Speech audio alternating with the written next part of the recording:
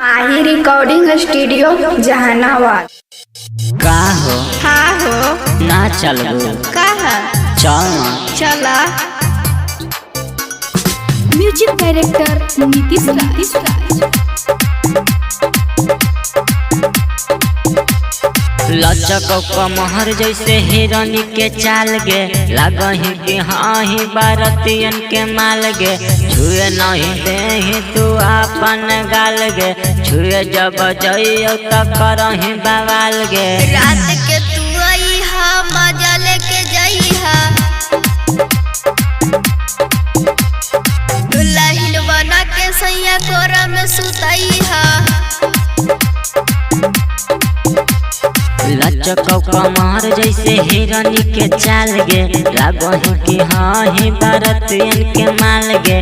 छुए नहीं दे तू अपन गाल गे, छुए जब जइयो त करही बवाल गे। रात के तू आई हा मजा लेके जाई हा,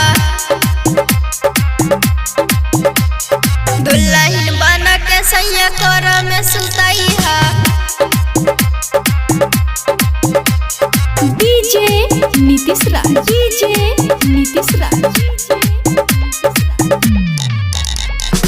मंगुरा नवादा।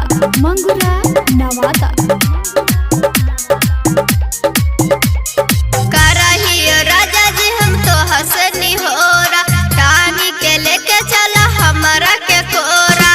करही तू बात बड़ा दास होलोगे, ढोरी छिलैलो त याद अइलोगे। रात के तू आई हा मजा लेके जाई हा, दुल्हन बना के सैया कोरा में सुताई हा।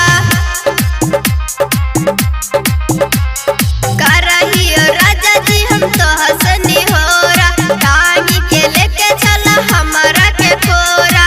करही तू बात बड़ा दास होलोगे, ढोरी छिलैलो त याद अइलोगे। रात के तू आई हा मजा लेके जाई हा, दुल्हन बना के सैया कोरा में सुताई हा। डीजे नीतीश राज।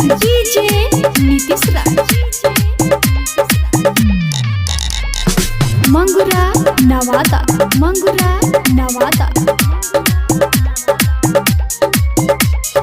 हमारा तो मनला न एगो कहान, सुनला न पिया हो राबी रोशन। करहे ओकरा से तू विरोध, लेके जाइतो तोरा के राइटर से बोल। रात के तू आई हा मजा लेके जाई हा, दुल्हन बना के सैया कोरा में सुताई हा।